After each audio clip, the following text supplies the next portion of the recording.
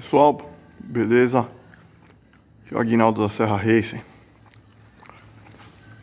Hoje vamos falar sobre o problema de barulho na turbina dos Audi, Golf, né, TSI.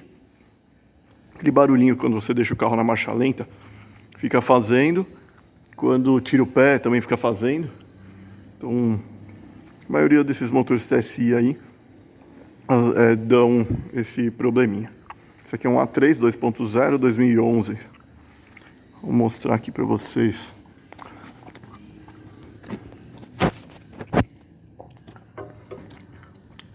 Aqui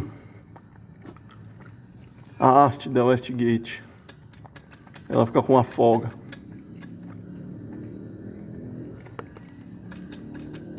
O bracinho. E ele fica fazendo esse barulho quando está na marcha lenta. E aqui ocasiona a perda de pressão e dá alguns erros no scanner.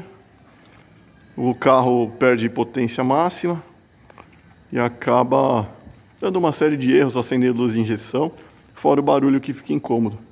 Então tá aí, o diagnóstico é esse. Abraço!